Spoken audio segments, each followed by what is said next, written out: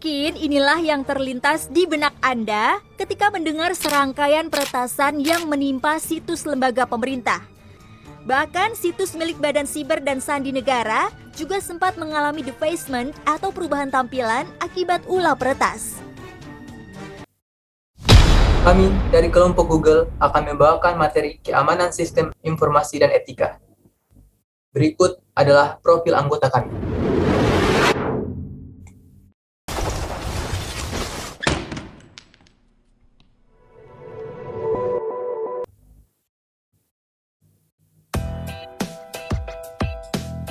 Yang pertama, ada saya sendiri, Denny Hidayat, dengan NIM S1S120.026. Dan hobi saya mendengarkan musik. Nah, untuk yang lagi ngoding ini, ketua dari kelompok Google namanya Warham Aliansyah, dengan NIM S1S120.102. Untuk hobinya sendiri, tentu saja ngoding sambil ngopi.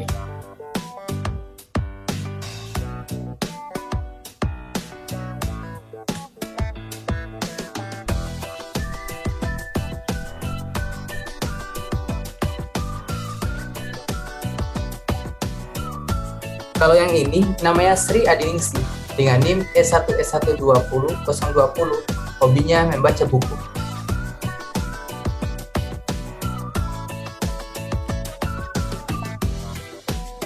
Nah, untuk yang hobinya sama ada dua orang, Ode Sri Kusnaria dengan NIM 098 dan Dwi Hikmah 006. Hobi mereka yaitu sama-sama suka nonton film.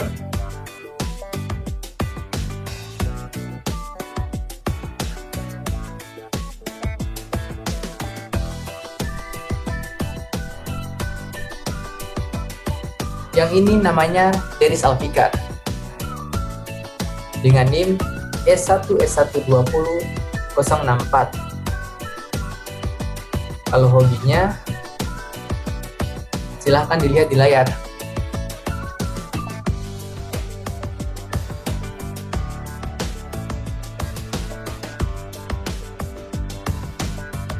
Yang terakhir ada Muhammad Abdillah dengan NIM S1S120.080 dengan hobi membuat kopi.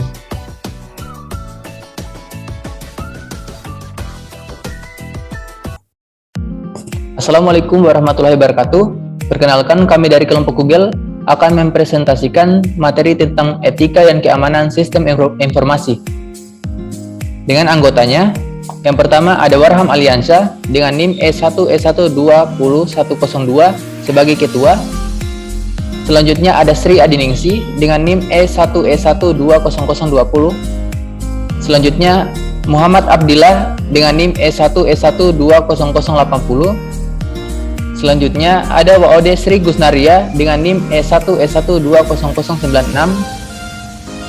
Selanjutnya ada saya sendiri, Denny Hidayat dengan NIM S1S120.026. Selanjutnya ada Dwi Hikmah dengan NIM S1S120.006. Dan yang terakhir ada Deris Alfikar dengan NIM S1S120.064. Dengan submateri, yang pertama, pentingnya keamanan dan etika dalam sistem informasi. Yang kedua, kontrol sistem informasi. Selanjutnya ada kontrol fasilitas dan usaha pengamanan. Dan yang terakhir, etika dan hukum teknologi informasi. Materi pertama akan dibacakan oleh Warham Aliansyah dengan NIM S1S120.102.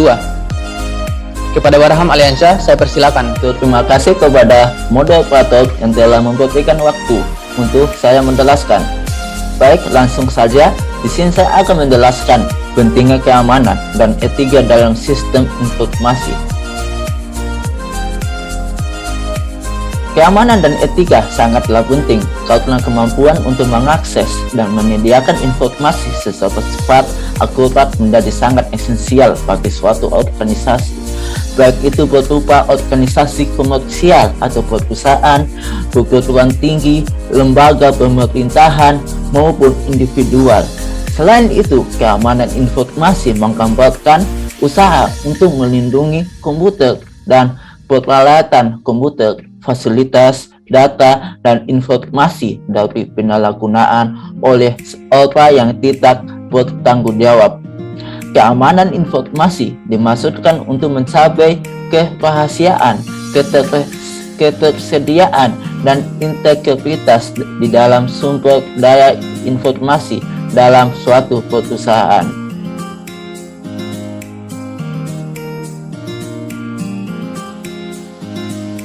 Keamanan sistem informasi dimaksudkan untuk mencapai 3 sasaran utama, yaitu 1. Melindungi data dan informasi perusahaan dari peningkapan orang-orang yang tidak berhak.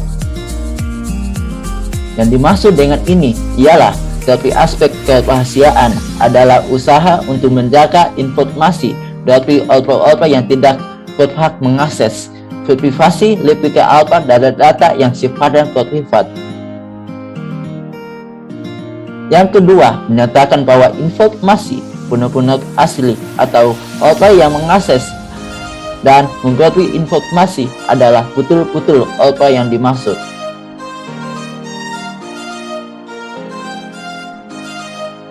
Ada 2 cara untuk mengatasi masalah ini. Pertama, untuk membuktikan kehasilan dokumen dapat dilakukan dengan teknologi watermarking dan digital signature. Watermarking juga dapat digunakan untuk intellectual property. Dan cara kedua yaitu berhubungan dengan akses control, yaitu berkaitan dengan pembatasan orang-orang yang dapat mengakses informasi. Dalam hal ini, pengguna harus menunjukkan bahwa memang dia adalah pengguna yang sah atau berhak untuk menggunakannya. Oke, kita masuk di poin ketiga, yaitu menekankan bahwa informasi tidak boleh diubah tanpa seizin pemilik informasi.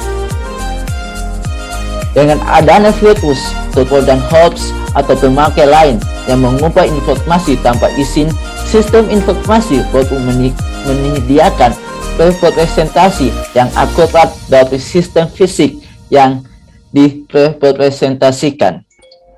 Oke, saya kira itu saja dari saya. Saya kembalikan ke moderator. Materi kedua akan dibacakan oleh Sri Adiningsi dengan NIM E1E1 20020. Kepada Sri Adiningsi, saya persilakan. Pentingnya keamanan dan etika dalam sistem informasi. Etika merupakan prinsip-prinsip mengenai suatu yang benar dan salah yang dilakukan setiap orang dalam menentukan pilihan sebagai pedoman perilaku mereka. Etika dalam sistem informasi itu mencakup privasi, akurasi, properti, dan akses. Privasi ini merupakan hak seseorang untuk memberikan atau tidak informasi yang akan diakses oleh orang lain. Yang kedua, akurasi. Akurasi merupakan data yang diberikan harus tepat, mengingat data dalam sistem informasi menjadi bahan dalam pengambilan keputusan. Keakurasiannya benar-benar harus diperhatikan. Ketiga, properti. Properti ini merupakan suatu perlindungan terhadap hak cipta. Yang keempat, akses. Akses ini merupakan akses yang diberikan kepada semua kalangan. Selanjutnya itu, untuk perlindungan atas hak individu di internet dan membangun hak informasi merupakan sebagian dari permasalahan etika dan sosial dengan penggunaan sistem informasi yang berkembang luas. Dari berbagai permasalahan etika dan sosial yang berkembang, dengan pemanfaatan sistem informasi, 2 hal penting yang menjadi tantangan manajemen yang untuk dihadapi. Yang pertama, memahami resiko-resiko moral dan teknologi baru, di mana perubahan teknologi cepat mengandung arti bahwa pilihan yang dihadapi setiap individu juga berubah dengan cepat. Begitu pula dengan keseimbangan antara resiko dan hasil serta kekhawatiran. Kedua, membangun kebijakan etika organisasi yang mencakup permasalahan etika dan sosial atas sistem informasi. Manajemen bertanggung jawab untuk mengembangkan, melaksanakan, dan menjelaskan kebijakan etika organisasi. Materi selanjutnya akan dibawakan oleh Deris Alfikar dengan NIM E1E1 20064. Kepada Deris, saya persilakan. Kontrol sistem informasi. Untuk menjaga keamanan sistem informasi, diperlukan pengendalian atau kontrol terhadap sistem informasi, yaitu 1. Kontrol administratif. Kontrol administratif dimaksudkan untuk menjamin bahwa seluruh kerangka kontrol dilaksanakan sepenuhnya dalam organisasi berdasarkan prosedur-prosedur yang jelas. Kontrol ini mencakup hal-hal berikut ini. 1. Mempublikasikan kebijakan kontrol. 2. Prosedur yang bersifat formal dan standar pengoperasian disosialisasikan dan dilaksanakan dengan tegas. 3. Perekrutan pegawai secara berhati-hati. 4. Supervisi terhadap para pegawai. 5. Pemisahan tugas-tugas dalam pekerjaan. 2. Kontrol pengembangan dan pemeliharaan sistem. Untuk melindungi kontrol ini, peran auditor sistem informasi sangatlah penting. Auditor sistem informasi harus dilibatkan dari masa pengembangan hingga pemeliharaan sistem untuk memastikan bahwa sistem benar-benar terkendali, termasuk dalam hal otorisasi pemakai sistem. 3. Kontrol operasi. Kontrol operasi dimaksudkan agar sistem beroperasi sesuai dengan yang diharapkan. Termasuk dalam kontrol ini: 1. Pembatasan akan akses terhadap data. 2. Kontrol terhadap personel pengoperasi. 3. Kontrol terhadap peralatan. 4. Kontrol terhadap penyimpanan arsip. 5. Pengendalian terhadap virus. Materi selanjutnya akan dibawakan oleh WOD Sri Gusnaria dengan NIM E1E1 20098. Kepada Sri, saya persilakan. 4. Proteksi fisik terhadap pusat data. Proteksi fisik terhadap pusat data dilakukan untuk menjaga hal-hal yang tidak diinginkan terhadap pusat data seperti mengantisipasi kegagalan sumber daya listrik, biaya digunakan UPS, dan mungkin juga penyediaan generator. Yang kelima, kontrol perangkat keras. Kontrol ini dilakukan untuk mengantisipasi kegagalan sistem komputer. Terkadang organisasi menerapkan sistem komputer yang berbasis fault tolerant atau toleran terhadap kegagalan. Yang keenam, kontrol terhadap akses komputer. Kontrol ini untuk melakukan pembatasan akses terhadap sistem. Setiap pemakai sistem diberi otorisasi yang berbeda-beda. Yang ketujuh, kontrol terhadap akses informasi. Kontrol terhadap akses informasi untuk mengantisipasi keadaan seseorang yang berhasil membaca informasi. Alangkah lebih baik sekiranya informasi tersebut dikodekan dalam bentuk yang hanya bisa dibaca oleh yang berhak. Yang kedelapan, kontrol terhadap bencana. SWAS tahun 1998 membagi rencana pemulihan terhadap bencana ke dalam 4 komponen. Yang pertama, rencana darurat, rencana cadangan, rencana pemulihan, dan rencana pengujian. Yang kesembilan, kontrol aplikasi. Kontrol aplikasi adalah kontrol yang diwujudkan secara spesifik dalam suatu aplikasi sistem informasi. Wilayah yang dicakup oleh kontrol ini meliputi kontrol masukan, kontrol pemrosesan, kontrol keluaran, kontrol basis data, dan kontrol telekomunikasi. Materi selanjutnya akan dibawakan oleh Muhammad Abdillah dengan NIM E1E1 20080. Kepada Abdi, saya persilakan. Kontrol fasilitas dan usaha pengamanan. Beberapa elemen dibutuhkan untuk memelihara keamanan fisik atas kontrol fasilitas, yaitu sebagai berikut. Yang pertama, ada penjaga. Di sini tuh penjaga merupakan bentuk tertua dari pengawas keamanan.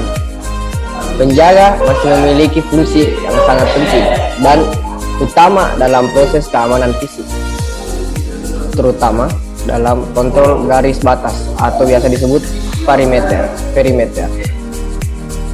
Penjaga juga merupakan sumber daya terbaik selama periode resiko keselamatan personel karena mereka menjaga perintah, mengendalikan massa, dan evakuasi serta lebih baik dalam mengambil keputusan ketika terjadi bencana. Nah, yang kedua di sini ada CCTV atau closed circuit television. Pengawasan visual atau perangkat perekam seperti CCTV digunakan sebagai tambahan penjaga untuk meningkatkan kemampuan pengawasan dan merekam peristiwa untuk analisis di masa depan atau untuk kepentingan bukti, kejahatan, dan penuntutan. usaha untuk pengamanan sistem informasi yaitu sebagai berikut. Di sini pengamanan sistem informasinya ada 5. Yang pertama ada Project with Password, Protect with Password. Yang kedua ada Design Safe System. Yang ketiga ada Conduct Screening and Background Checks. Nah, yang keempat ada Profit Basic Training. Dan yang kelima ada Avoid unknown email attachments. Materi selanjutnya akan dibawakan oleh Dwi Hikmah dengan NIM E1E1-20006. Kepada Dwi, saya persilakan. Selanjutnya, etika dan hukum teknologi informasi. Etika dalam teknologi informasi yaitu pertama, tidak boleh menggunakan komputer untuk merugikan orang lain. Kedua, tidak boleh melanggar atau mengganggu hak atau karya orang lain. Yang ketiga, tidak boleh menggunakan file-file yang bukan haknya. Keempat, tidak boleh menggunakan komputer untuk mencuri. Kelima, tidak boleh menggunakan komputer untuk memberi kesaksian palsu. Keenam, tidak boleh menduplikasi atau menggunakan perangkat lunak atau software tanpa membayar. Ketujuh, tidak boleh menggunakan sumber daya komputer orang lain tanpa sepengetahuan yang bersangkutan. 8. Tidak boleh mencuri kekayaan intelektual orang lain. 9. Pertimbangkan konsekuensi dari program yang dibuat atau dirancang. Yang ke-10. Pertimbangkan dan berikan hormat terhadap sesama saat menggunakan komputer.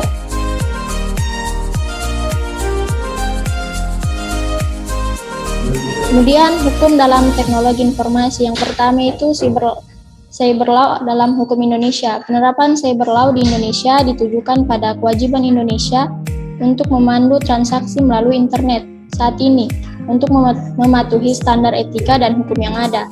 Selain itu, untuk menciptakan budaya pengguna informasi yang baik bagi masyarakat Indonesia. Kemudian Undang-Undang ITE di Indonesia. Yang pertama, Undang-Undang Nomor 11 Tahun 2008 tentang Informasi dan Transaksi Elektronik. UU ITE mengatur berbagai perlindungan hukum atas penggunaan internet sebagai media transaksi dan penggunaan informasi. Kemudian terdapat 13 bab dan 54 pasal. Yang terakhir menjelaskan secara detail mengenai aturan penggunaan internet dan transaksi yang dilakukan. Selanjutnya, untuk contoh kasus dan kesimpulan akan dibacakan oleh saya sendiri, Denny Hidayat dengan NIM E1E1-20026. Untuk contoh kasus keamanan sistem informasi, kami mengambil Tokopedia. Pada awal Mei tahun 2020, sebanyak 91 juta data pengguna dan lebih dari 7 juta data merchant Tokopedia dikabarkan dijual di situs gelap atau dark web. Kasus kebocoran data pengguna Tokopedia ini mulanya diungkap oleh akun Twitter @underthebridge yang kerap membagikan isu soal peretasan. Data pengguna Tokopedia yang dijual mencakup gender, lokasi, username, nama lengkap pengguna, alamat email, nomor ponsel, dan password. Data tersebut kabarnya sudah dikumpulkan peretas sejak Maret 2020. Kendati membenarkan adanya upaya pencurian, Tokopedia mengklaim bahwa informasi milik pengguna tetap aman dan terlindungi. VP of Corporate Communication Tokopedia, Nuraini Razak, mengatakan bahwa password milik pengguna telah terlindungi dan dienkripsi. Tokopedia juga menerapkan sistem kode OTP one time password yang hanya bisa diakses secara real oleh pemilik akun.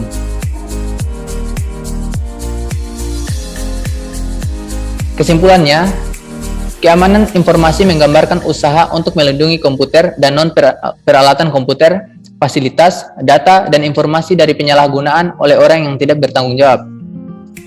Untuk menjaga keamanan sistem informasi, diperlukan pengendalian atau kontrol terhadap sistem informasi, yaitu beberapa elemen digunakan untuk memelihara keamanan fisik atas kontrol fasilitas, yaitu sebagai berikut. Contohnya adalah penjaga dan CCTV. Etika dan hukum dalam teknologi informasi mendapatkan perhatian lebih sebab dengan turut berkembangnya internet, menyebabkan setiap orang memiliki kemudahan untuk mengakses informasi dan mengekspresikan diri.